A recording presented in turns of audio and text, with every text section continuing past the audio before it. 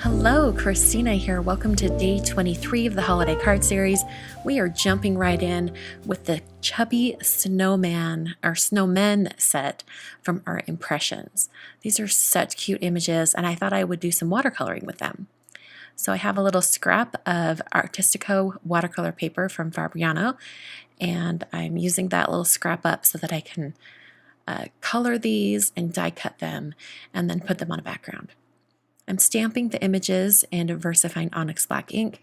This ink is waterproof, so it's going to be perfect for watercoloring. And I'm going to be stamping these images twice because this watercolor paper I'm using is very textured, and so it's not going to pick up all of the very fine lines of the image on its first stamping. So I'm going to stamp it twice. Using a MISTI or a stamp positioning tool is great for this. And then I have a nice crisp image to work with. So like I said before, I'm going to be watercoloring. So I'm using my Magello Mission Gold watercolors, and I'm using the packaging from the stamp set as an example for where to add shadows. I like to do this for all of my art impression cards. It makes it super easy. All of my other stamp sets that I have in my stash, I actually take them out of their original packaging and put them in stamp storage pockets. But when it comes to art impression stamps, I keep them in their original packaging. It's one of those brands that I do. Actually, I do that with Waffle Flower as well, because a lot of the Waffle Flower stamps that I have this set where it has the die with it. And Waffle Flower has really great stamp storage pockets that are divided. There's like a front side and a back side, and you can put the stamps in the front and the dies in the back. So, I guess there's two brands that I don't take out of their original packaging and store separately. I like to keep Art Impressions with its original packaging and also Waffle Flower. So for this particular set of images, I'm going to be painting them really simply and then die cutting them with the coordinating dies. And what's great about this particular stamp set, and I think Art Impressions is doing this with most of their stamp sets now, if there is a coordinating die, it comes with the stamp set. So you don't have to worry about purchasing it separately. It just comes all packaged together in the same kind of clear cello bag. So it's really easy to do that. I'm using a number 2 silver black velvet watercolor brush today. You may have noticed, if you are a frequent watcher of my videos, that these black velvet brushes had a little bit of a hiatus. I would say a year or two. I wasn't using them as often, and now they're back. And it's interesting, I hadn't used them for such a long time that I'd forgotten how amazing they are and how these round brushes come to such a fine point. So even though I'm using a size 2 brush, I'm getting the finest little point on that brush.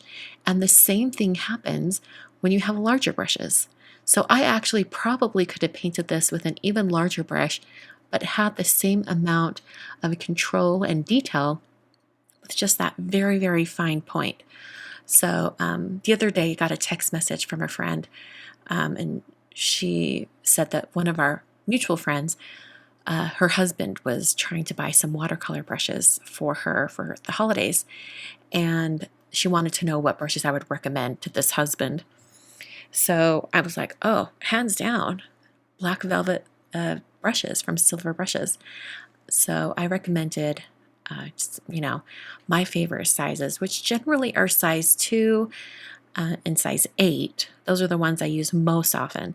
So if you're looking for new watercolor brushes and you want to kind of invest in your craft, you might look at the number 2 and number 8 round brushes from Silver Velvet, or from Silver Brush Company, their black velvet line. Really, really love them. So I've painted the buttons on the snowman's coat, and then as I was editing this video, I realized I forgot to paint the one that's on the back of his coat. So it's going to stay white. You'll see it even in the finished card. Just know I am aware. There's no need to point it out. adding a little shading onto the bunny. And then I'm going to be adding some detail onto these images because everything looks pretty flat and plain right now. So I thought it would be nice to add some little texture lines onto the scarf on the snowman. Doing that with just some really simple lines. And then I'm also going to add a little bit of detail onto the bunny scarf. I'm going to use just a little bit of a darker green for that as well. Kind of the same idea. I did that with the snowman scarf, and I did polka dots and stripes.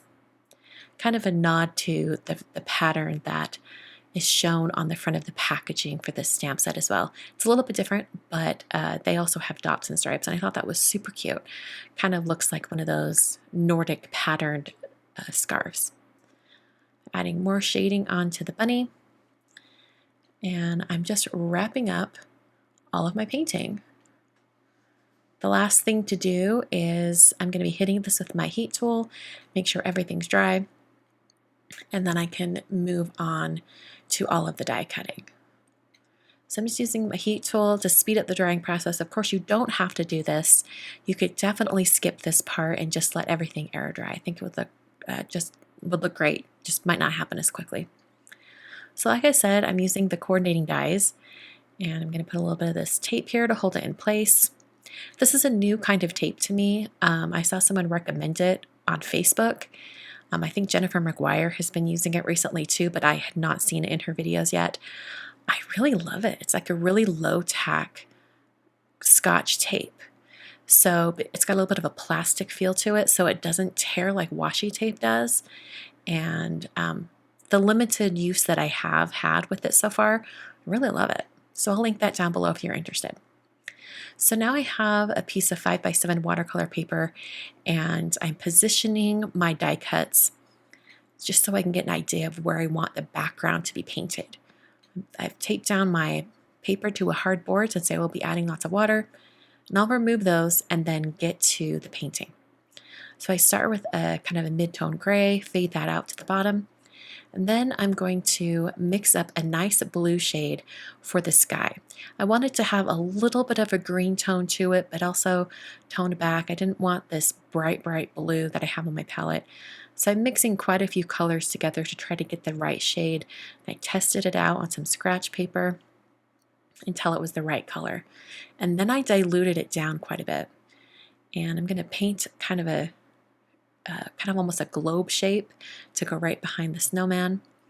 And then I faded out the edges, used my paper towel to sop up some of that color, and then hit that with my heat tool. This is going to be a very basic background to go behind the snowman and the bunny. So I put those on just to make sure they're in the right spot. And then I removed my watercolor background from my board. Now I'm going to be using some gouache to add snowflakes, and I got it all mixed up on my little acrylic block over here on the side, and then I realized that I wanted to have the snowflakes on top of the snowman and the bunny as well. So I'm going to adhere those first before I start painting the snowflakes on. So I'm using some foam adhesive on the back. I just used some Scotch 3M foam tape. And then I came in with my size 2 round brush that I've been using for all the painting, and I just painted on some snowflakes. You could definitely kind of flick the paint on, kind of splatter it onto the project, but I wanted a little bit more control over where the snowflakes would be, especially going over the top of these images. And having the dots of snow on top of the bunny and the snowman just kind of brings them all into the same scene. So even though they are popped up off the surface of the paper, it kind of grounds them back down into the scene. I put that in my MISTI stamp positioning tool, and then I'm using the typed Christmas stamp set from Hello Bluebird, and I'm using this stamp set because of the special delivery grading in it. I thought it was so cute, kind of looks like the snowman is bringing the gift of the candy cane to the bunny. I thought it worked really well with sort of this scene that I've created. I trimmed down my piece so that it was 4.5 by 4.5. The scene just kind of lent itself to a square card. And then I prepped a Schoolhouse Red card base. This is from Simon Says Stamp. The cardstock is from Simon Says Stamp, and that is a 5x5 card. use that same foam adhesive behind the watercolor piece, and then I put that down directly onto the card base. And that finishes the card for today. That is day 23. I think it turned out so cute. I absolutely love how this looks. It's so playful. I realized I hadn't shared any art impressions cards yet this year in the holiday card series, and I couldn't let that go by without fixing that. So on screen, I've got 3 videos for the 3 previous years of the holiday card series. Check those out. Take that walk down memory lane. And I will be back on Friday for my usual Friday live video for day 24. Can't believe we're at 24. You can catch me at noon Mountain Time. See you then.